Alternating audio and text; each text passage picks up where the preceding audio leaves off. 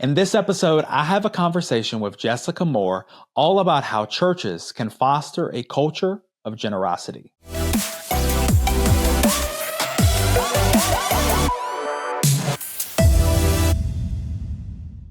Well, hey there, and welcome to another episode of Church Leadership Lab, the podcast that is dedicated to having conversations that empower healthy churches. My name is Kendall Connor. I'm so thankful to be with you today for another episode. Joining me today is someone who is no stranger to the podcast. She has been involved. She's been on the show before. She has been on many webinar for ministry brands and has even helped to host the Healthy Church Summit. She is the very talented Jessica Moore. Now, I want to tell you a little bit about her. Jessica has worked in the digital giving space for nearly 6 years, and she just has a real passion for biblical stewardship.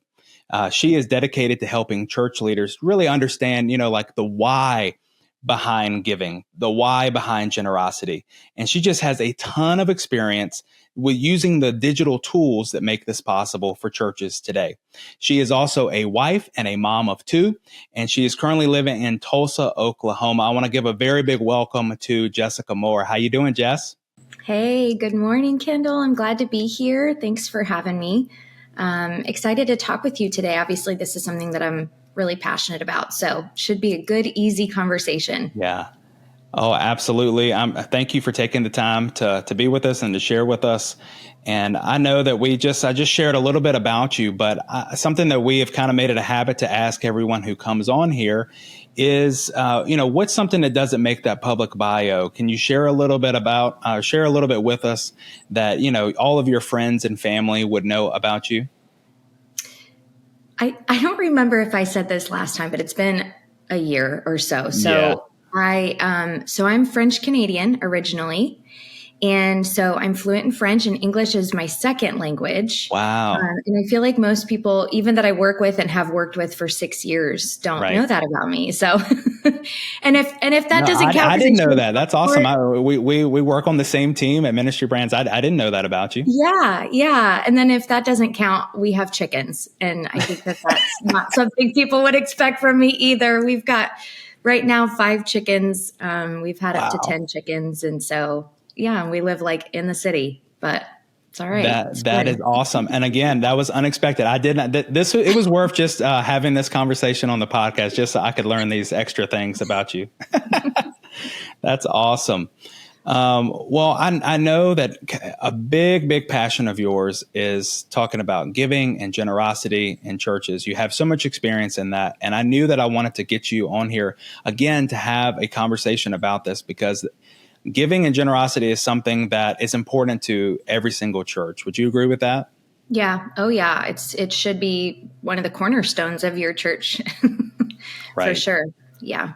I think what really is the challenge, though, for churches. I mean, I know I serve in my church each week and have been involved in that for a long time. I know serving in ministry and like just the day-to-day grind of Sunday comes every single week. There are leaders who are probably listening to this today who are thinking, obviously it's important to us, but we don't really know how to build a culture of generosity. We don't know how to talk about it. Do you encounter that working with different churches?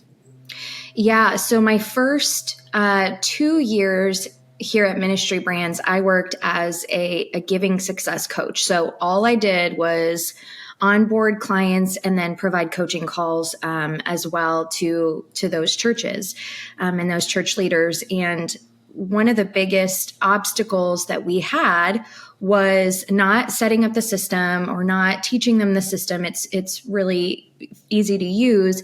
It was more so that the consultative piece of how do we continue to grow giving? How do we we see that when we purchase online giving, there's an opportunity to grow generosity, but how do we do that? How do we talk about it? I think there's kind of 2 parts to that. I think not fully understanding, or I shouldn't say that, maybe a disconnect between your church leadership or the communication pastors, your executive pastors, senior pastors, those communicators from the stage, not fully understanding the capability of the tool, right? That's maybe a big part of it. It was, at least when I was coaching churches. And that wasn't always who I spoke to. I was speaking to the finance person, that, the person that was actually in the software. And Right. so we would invite the entire staff, the entire team, anyone who will have anything to do with this online giving platform, have them come to the coaching sessions. So that's number one. I think just the people who are asking for the giving don't fully understand how the system works. And that's a really critical piece. Yes, you can say text give to this short code or this text giving number, or you can go to churchwebsite.com/give. You can communicate those things.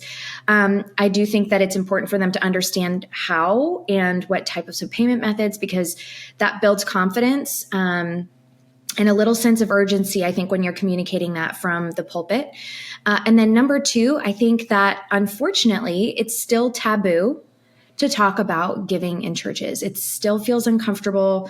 I'm even going to tiptoe on some cultural things right now, but it's almost become more difficult because I think that there is maybe some misrepresentation of how that money is spent or used in the church. And so we'll talk a little bit later about the importance of transparency. Yeah, sure. But I think those are two big pieces as to why, just what you said, Kendall, now we did this online giving thing. We got this new platform and it's awesome and someone knows how to use it, but how do we actually put into action the growth, right? So how do we catapult that growth through digital giving? So I think hopefully that answers you bring up some good points. I mean, really, I would say for those that are listening today, they know how important giving is at their church, right? But they are kind of running into these difficulties.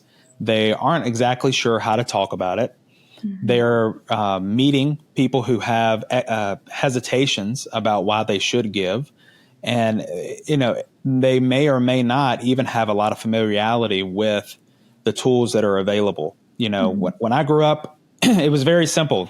We passed a plate around in the church, right? But the world has changed since then, and giving for churches has changed, and really there's a lot of opportunity there. So I'm excited to have this conversation with you. I know one of the big things that I wanted to get you on here to talk about was these tips to just help a church foster a culture of generosity. And if we understand there's these big philosophical ideas of okay, you can do this, but I know that you came prepared to share some practical tips of how churches can foster that culture of generosity. And so I kind of want to get out of the way and just kind of let you share about this. What is the first tip that you would say that church leaders, that ministries, that nonprofits can really can use to build that culture of generosity at their organization? Yeah, I think above anything else, and this is applicable to more than just financial generosity, right? This has to do with every level of involvement that you expect out of your congregation. And that is to identify your why or your mission statement, and then talk about it often, tie everything back to that. So I'm going to use my church as an example because I think they do this really well. Yeah. So the mission of my church is to introduce people to the real Jesus. Oh, I like that. And that is extremely simple. It's a very direct. There's no confusion. It doesn't matter if you are a Christian or not a Christian. You know who Jesus is, right? Everybody in the whole wide world knows who Jesus is. And we're wanting to introduce them to the real Jesus. So that allows everything that the church invites members to do to tie back to that. So why do we need you to volunteer? Because we're going to introduce these, my husband and I serve in Sunday school. So we're with our little 4 and 5-year-old unfiltered preschoolers, and it's the absolute most hilarious thing. But why are we there? It's to introduce these sweet babies to the real Jesus, right? Why do we need you to give? Because we need the finances to help introduce people to the real Jesus. And so, and that can tie back to every single thing that you're calling your congregation to do. And I think that is really baseline. And I don't know. I don't know that churches always have this locked down. I know for our church, it's like on our website, it's on our our like pamphlets that we have in church. It's on everything. So it's very crystal clear when you come into the church what we're doing here. And so if you haven't, any leaders that are listening here, or really anybody that's listening here, if you, because we may have some nonprofit listeners, understand your why, and then kind of back out of that. Like, use examples, use testimonies. You don't have to, I'm kind of hopping all over, but in reference to giving and tips, okay, we'll just focus in on that. On a weekly basis, if you can remind people that they're giving because they are funding your purpose and your mission, that should be something you can easily talk about. And for example, my church, again, they are able to provide testimonies if we're not just saying, hey, give to this number. No, they talk about, thanks to your generosity, we were able to introduce this many people to the real Jesus by way of serving, or, recently with hurricanes. And, your generosity was able to be sent directly to all of these families in South Carolina.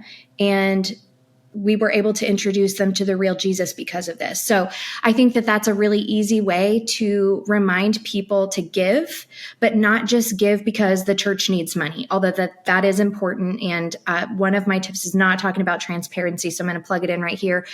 That is important as well, to provide transparency. And again, it can tie right back to, hey, we got to keep the lights on. We need new pews. They're falling apart. We need new toys for the kids' classroom. We need cleaning supplies, because we want this to be a safe, comfortable place to introduce people to the real Jesus. So if you've got a mission and you've got that locked down, it should provide you the opportunity to comfortably talk about why people need to give. It's not about you. It's not about salaries. It's not, although that's part of it, all of it funds your purpose and your mission. So that's tip number one: identify your purpose and your mission and talk about it often. I want to stop there before we go forward, because you've given so much gold right here, and it goes beyond giving, right? Having a clear mission, and something that people can use almost as like a rally cry, right? Like, this is why we do this. Our church sets up in a portable environment on Sunday mornings. So, we pull up there, we've got to roll in carts, we've got to do all of those things. And I'm constantly reminding our volunteers, like, listen, you showed up here, church doesn't start for 2.5 hours. You got here earlier than everybody else. The reason that we do this is it's not just because it's fun. Now, we have a lot of fun when we do it. I mean, I love it just as much as everybody, right? But that's not why I get out of bed early on a day, that I could sleep in, right? I do it because I believe in the mission of our church. I believe that we're going to make a difference right there in our community. And I think just reminding people of that why, of that mission, and even having something that's sticky. There may be some churches, some leaders that are out there, you don't have a clear mission statement. You don't have a clear reason why these volunteers, why these should get up early. You don't have a clear why or clear mission why people should, in your seats, should give to the cause. And even if you have something, and if it's in a notebook somewhere in a drawer and no one has ever heard it, then it's not going to make a difference. It's not going to inspire anybody. It is something that, as you said, it should be brought up regularly. It should be included in your worship service. It should be said every time you share some kind of story of life change, right? Because you did this, when we were able to do this. Have it on the walls, have it on the website, have it across all the places, almost to the point where you're sick and tired of it, right? Yeah. And it all just goes so that people can understand it. And just hearing the passion that you have, the conviction that you have when you share your church's vision, it gets me excited about it. I'm like, okay, what do I do? How can I give to that cause? And so, definitely kudos to your church and your pastor for having that clear vision. It clearly has stuck with you and resonated with you. Mm-hmm. And I'm thinking, okay, how can I take that and apply that at my church? So this is so good. It's good too. Just on one more layer that you didn't mention is it can be exhausting to be in ministry as the leader, right? Mm-hmm. And it can feel like you're Sure. constantly just from the person that's maybe your hospitality pastor trying to rally volunteers every week. I know that's exhausting, all the way to senior pastor where you're just always, you have to always be on, and, it's very difficult to find rest and privacy. And so for every layer of leadership, right, I think it's really important to have that mission identified, to remind yourself of why you're doing this, right? That's so good. Not just the volunteers that are coming to show Right. up, have the choice or don't have the choice. If you've committed to this, then you have a choice, but you don't really have a choice. So it's really helpful for you to be reminded yourself, why did God call us to this? A lot of times that vision and that passion and that mission comes from the leader of that church. And so it's a good, it is on the wall of our church, which is what made me think about it. It is on the wall of our church. And so if my pastor's walk into his office, he reads it. He probably doesn't see it anymore, as much as I know that it's there. He knows that it's there, but on those days that it's hard, it's there and he can see it, and it's a good reminder. So, I think in general, having a mission and talking about it often is important, regardless of what type of role or what you're asking of your congregation, not just generosity across the entire organization. It's really important to know it and have it at the forefront of your mind. And I love that you said that even as the leader, sometimes you've got to have it there to remind yourself. Mm-hmm. That's so good. And it reminds me of that quote. I'm probably gonna mess it up, but I'm trying to remember it. It says something along the lines of "Remember why you started." Have you ever heard that? Mm-hmm. It's such a good reminder to keep going. When things get tough, when things aren't aligned, to remember why you started. And honestly, if we as leaders need it, we know that the people who are sitting in the seats, maybe who are new to your church, maybe who have been coming off and on for a while, or maybe honestly have just let it slip by, right? Everyone comes into church on Sundays. They've got their own world. They got their own things going. But just that little bit of reminder, those little nudges and mentions can go a really long way, I think. Mm-hmm. Yeah, for sure.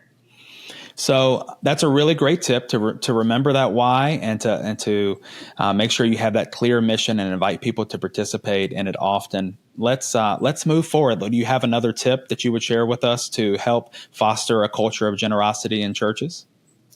I do. So depending on your platform that you have, your digital giving platform,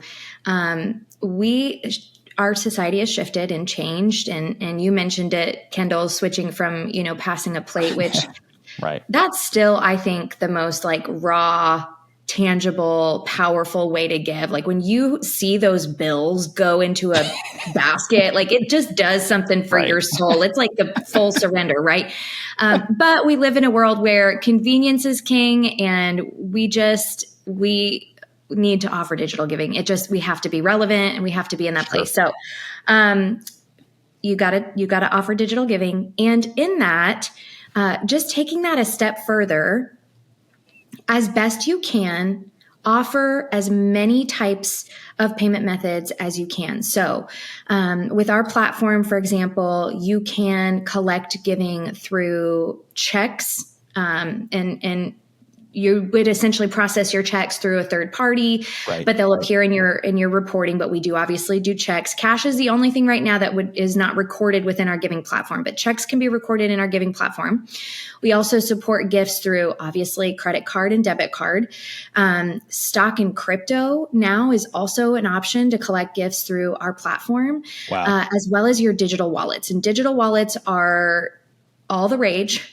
Everybody's using them. Tell us about that. For someone who's never heard of a digital wallet, what are you talking about with that? Okay, so I was going to use an example. So when I go to buy something on Amazon, has all my stuff saved. But if I go to buy something on another website, right? Yeah. If there is Apple Pay, I'm going to use it because my Sure. card is already saved in there. I don't have to get up off the couch under my comfy blanket. I can just sit right there and I Right. can just buy it within seconds and click a button on the side of my phone.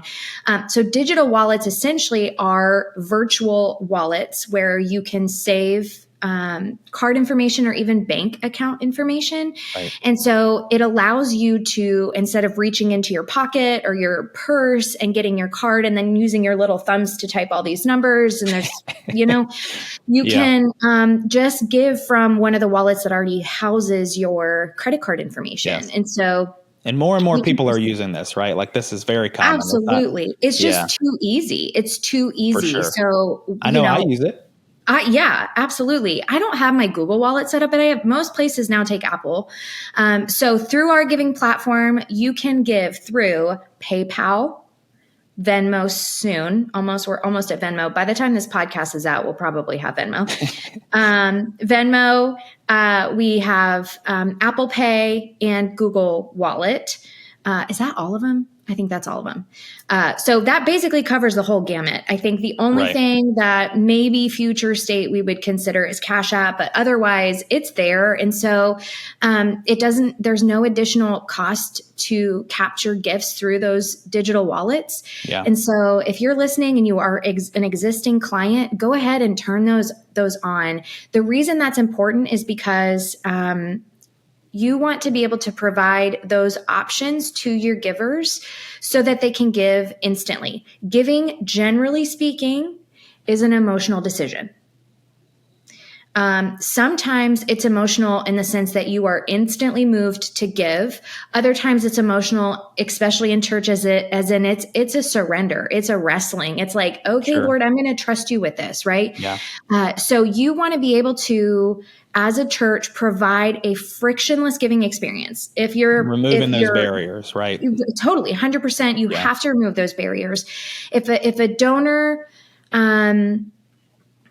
gets hung up on giving and they don't have cash, the chances of them figuring it out later are very slim. Once they leave those doors, they're thinking about lunch, they're thinking about football, they're thinking about just life, because that's what happens, right? And so you want to provide the most easy giving experience to your clients, and enabling those payment options does that. Also, you are able to capture giving from multiple generations, right? So your younger givers, when we introduced Apple Pay to our giving platform, we had a spike in first-time gifts, people giving for the first time, meaning our systems didn't recognize them as existing donors.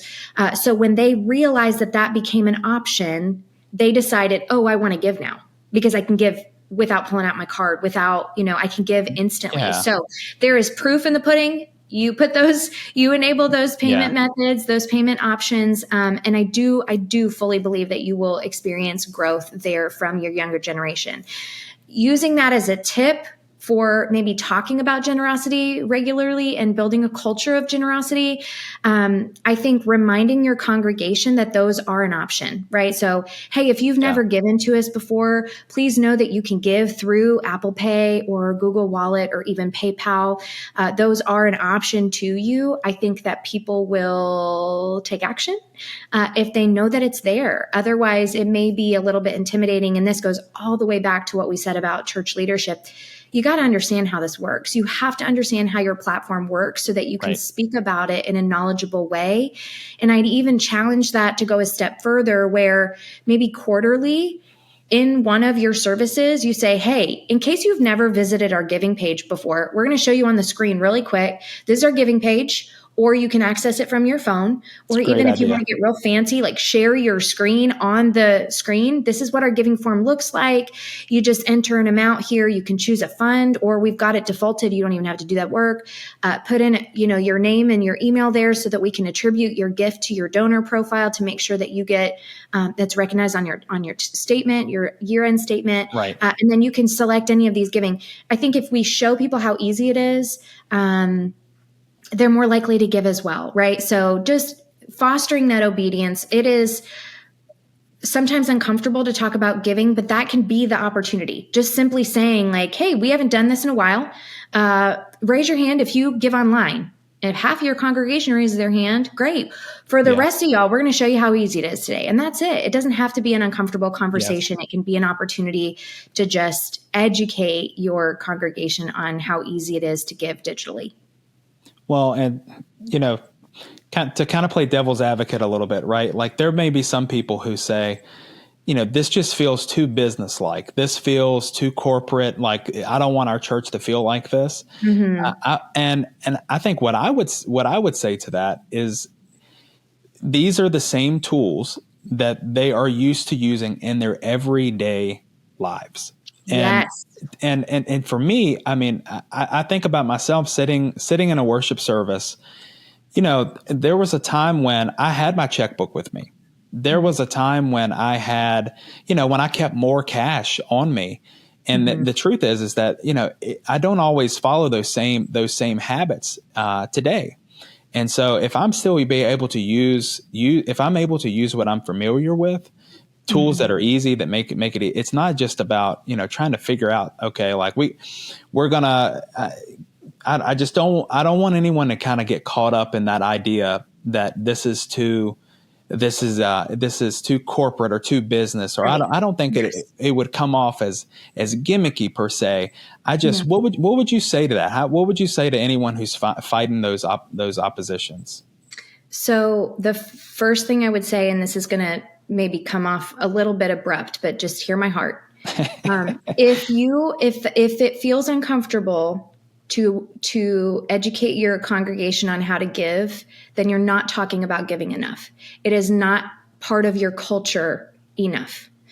And I say that because you are not the one calling people to give.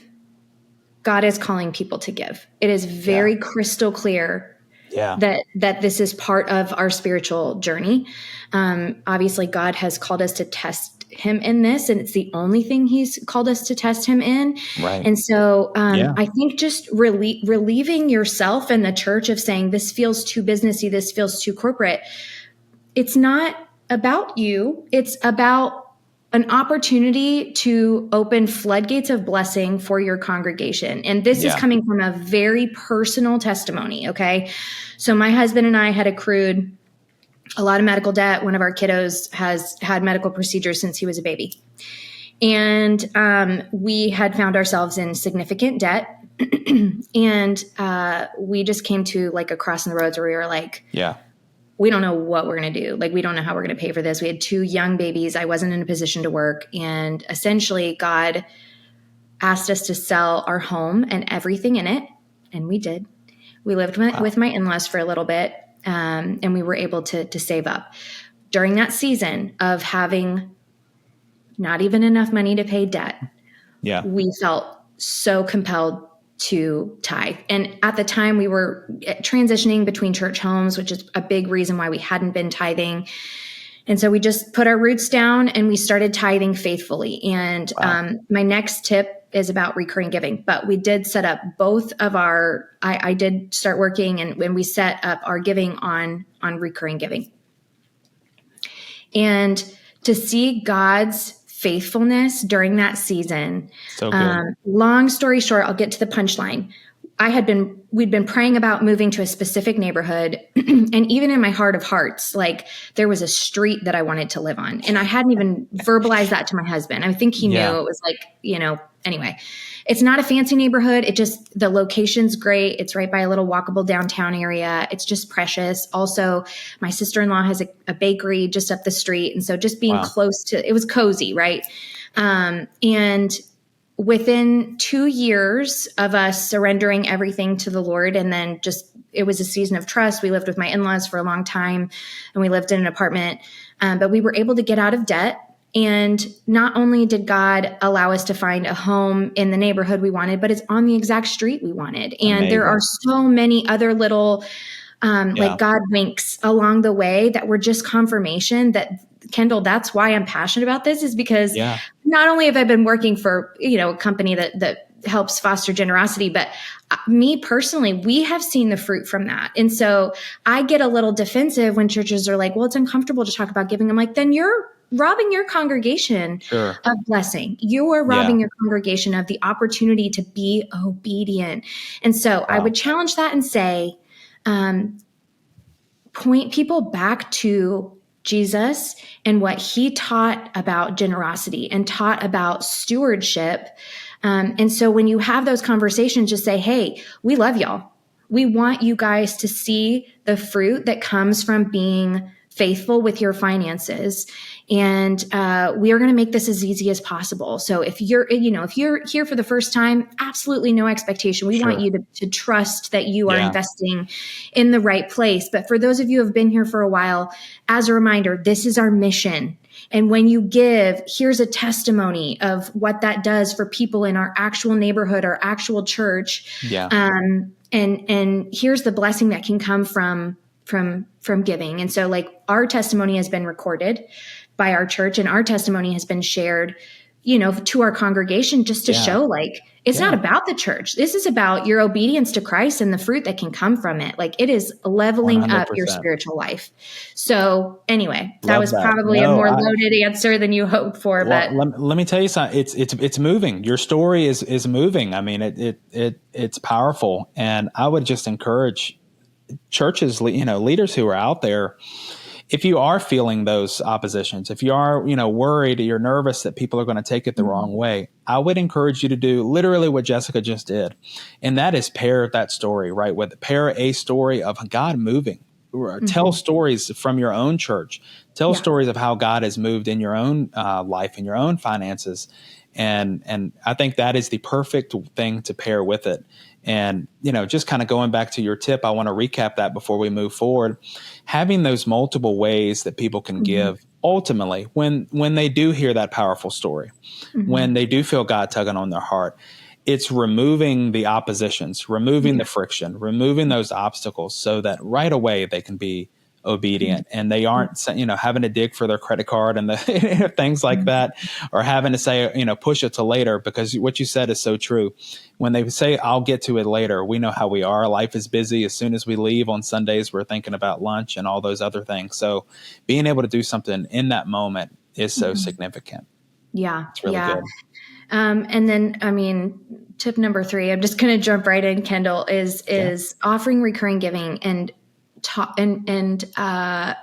really this piggybacks exactly to what we were just talking about, but reminding your congregation that is an option. And again, well, let's talk about what recurring giving is. So within our platform, and a lot of platforms have this functionality these days, but you can set up recurring gifts, meaning they're just going to draft automatically. You can set an amount, you can set the frequency, and then those gifts come out automatically. So we call it automatic faithfulness, which I love. And that is what Jeff and I did when we shifted our financial situation and really started pursuing stewardship. We set up these recurring gifts. Now, we still get an email every time that gift processes. And so we're able to pray over it because I know that it just pulled out of my bank account. And so I pray over it. But I'll be honest with you, with as much as my church does well, I didn't know that recurring giving was a thing until I started working at this company.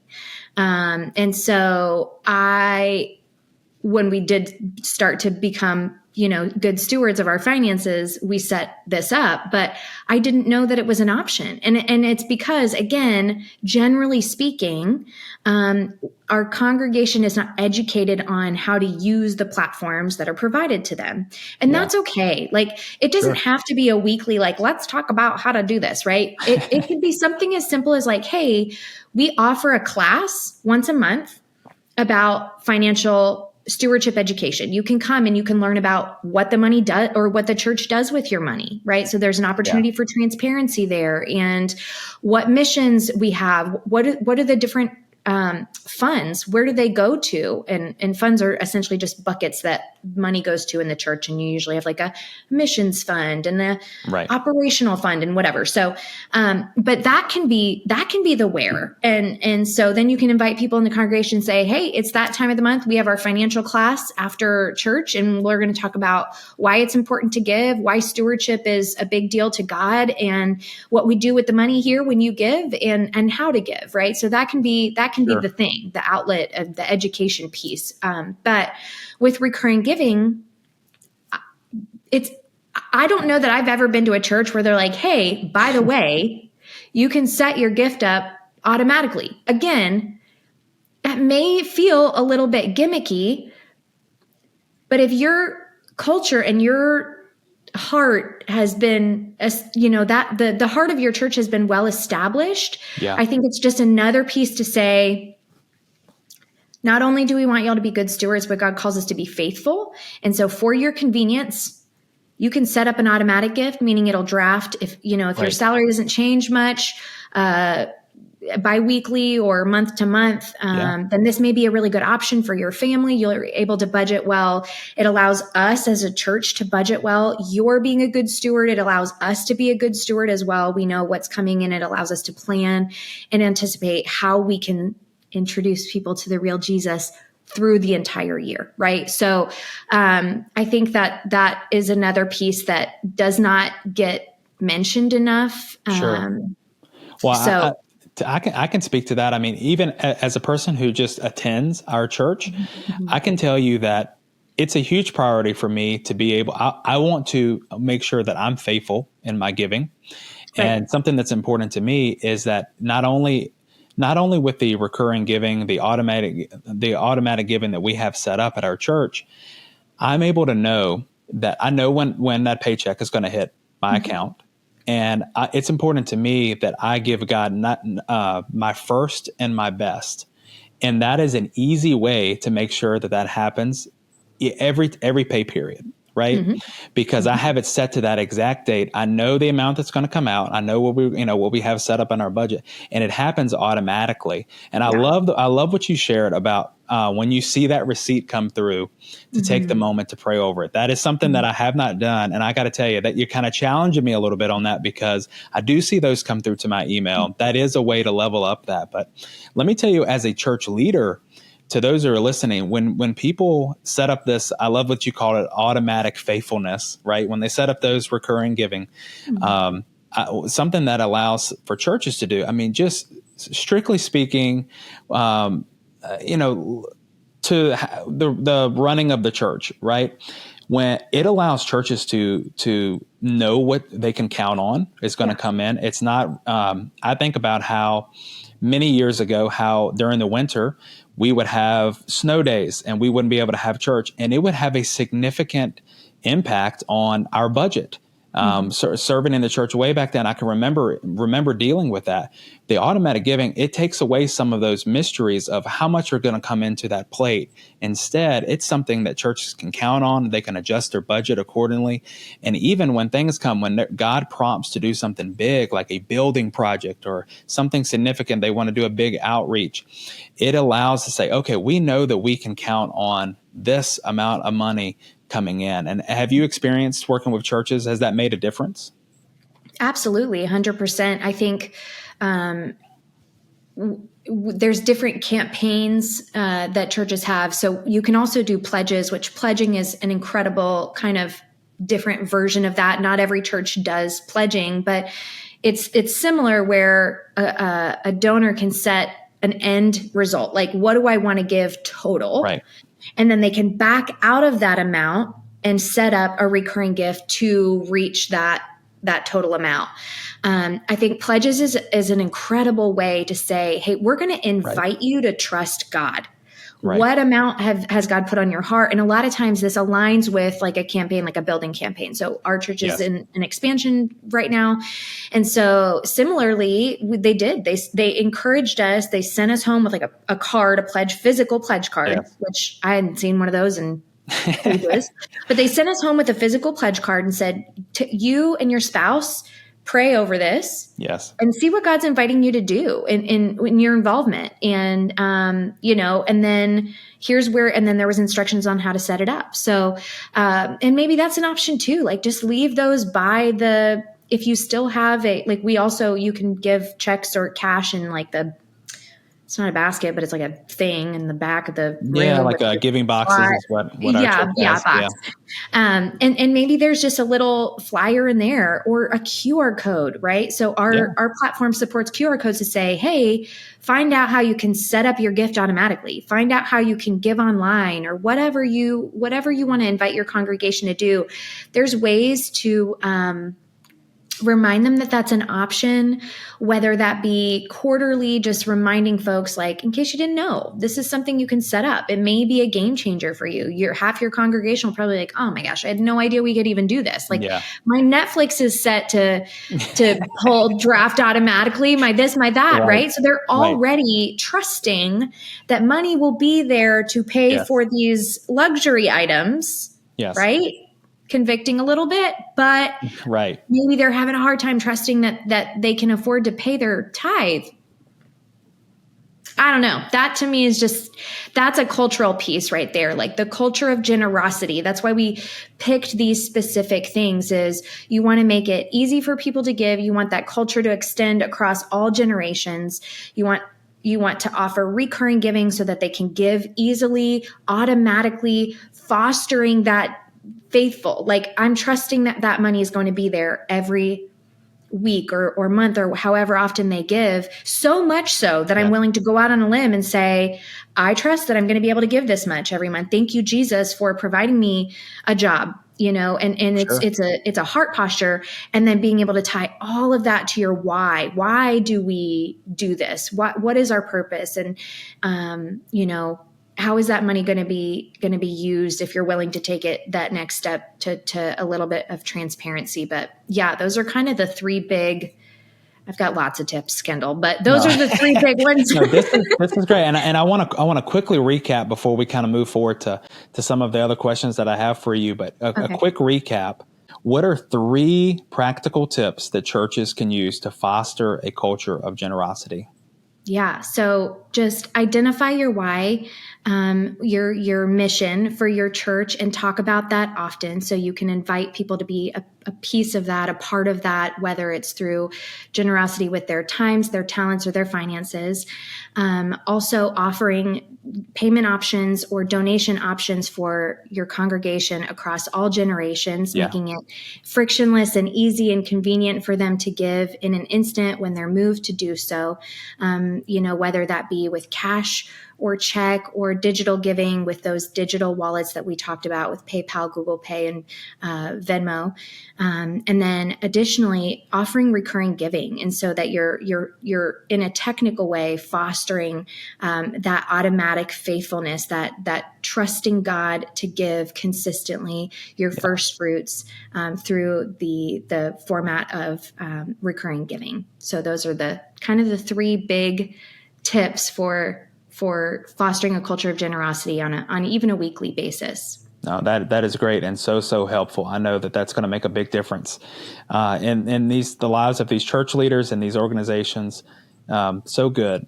I wanna jump to, this is something that we ask every podcast episode. We always ask, in your opinion, what would you say is one essential component of a healthy church?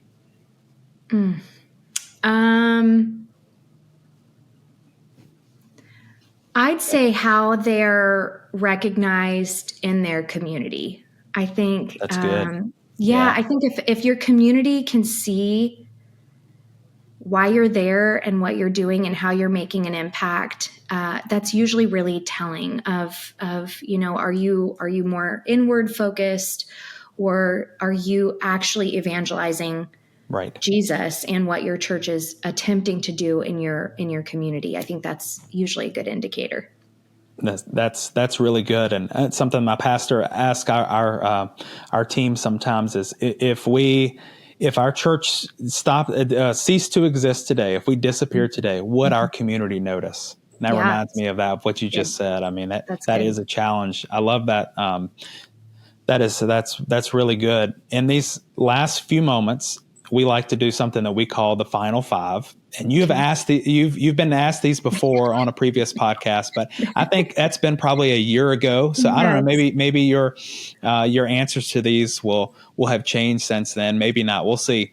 But the first question that I want to ask you in this rapid fire round is, what is one book that you would recommend to church leaders? Practicing the Way by John Mark Comer. That's so good. That's a good one. Everybody should read it, but yes, definitely church leaders. Yeah, that's great. What is the last thing that you listen to, whether it's Apple Music or Spotify, whatever your choice is? Yeah. So I was listening to worship as I was getting ready. And so I love Stephanie Gretzinger. She's like old school, but just very raw. Yeah, she's great. She's my favorite worship leader. Awesome. Got to have that worship playlist, right? Yeah.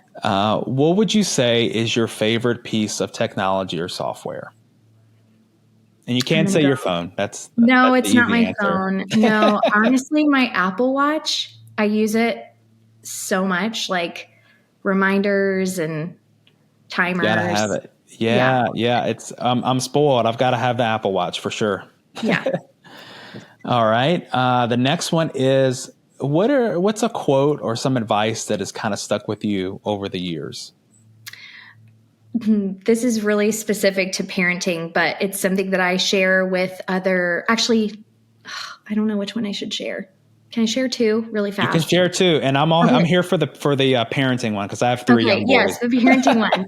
We were told, and this is kind of for new parents. So Kendall, I think your kids are a little bit older, but with when we had a baby, my husband and I just like love to camp and travel and be outdoors and hike and all that. So when we were pregnant, we felt like that needed to stop. And we had a family that had kids that were older, and they're like, don't stop. Like, just bring your kids with you. Do life the way that you love to do life and bring your kids along with you. And I was like, that's really good.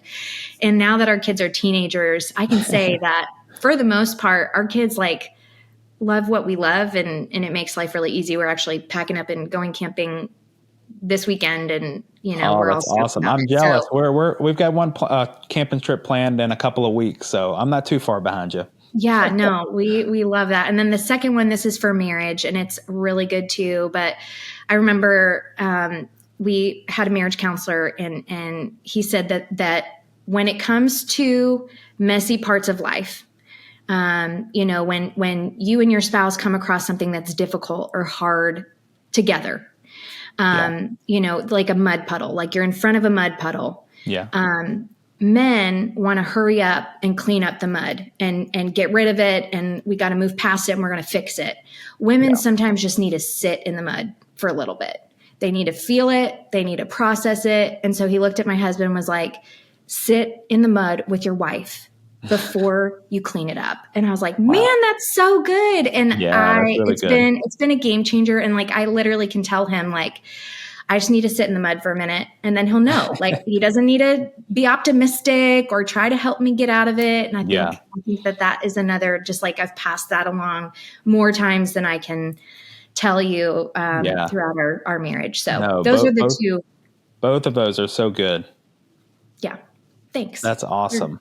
Not mine, but and now you've got me jealous. I'm thinking y'all are going to have this camping trip with your family. I'm telling you, I'm only a couple weeks away, so I've got to just be patient for the next few weeks while our family waits for our next trip.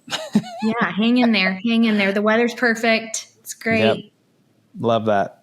Well, thank you so much for coming on here, for everything that you've shared today. I know you've given practical tips and really just such great wisdom that you've shared from your own journey and from working with churches literally all over the world. So thank you for everything that you shared with us today. Yeah, you're welcome. Anytime. No, that's awesome. And just to everyone who's listening, I would just encourage you, take these things to heart.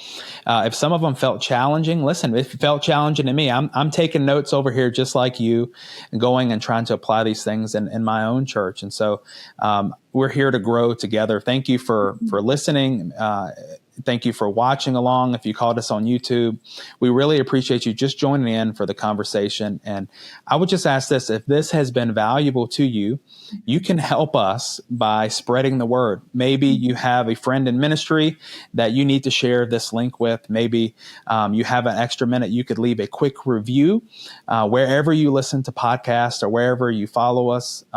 We'd love for you to do that. Or if you're watching on YouTube, hit that subscribe button. All of these things, they really do make a huge difference as we are just trying to empower more and more ministries all around the world. So thank you for sharing. Thank you for being a part of this with us today. And we look forward to seeing you next time right here on Church Leadership Lab. This episode of the Church Leadership Lab podcast is brought to you by Ministry Brands, the largest provider of church technology software. Over 90,000 churches rely on Ministry Brands for their single platform solution that brings together all the digital tools a church needs. From online giving to websites to church management software and more, Ministry Brands is leading the way in simple to use, innovative solutions, all with the goal of empowering healthy churches. To learn more, visit ministrybrands.com.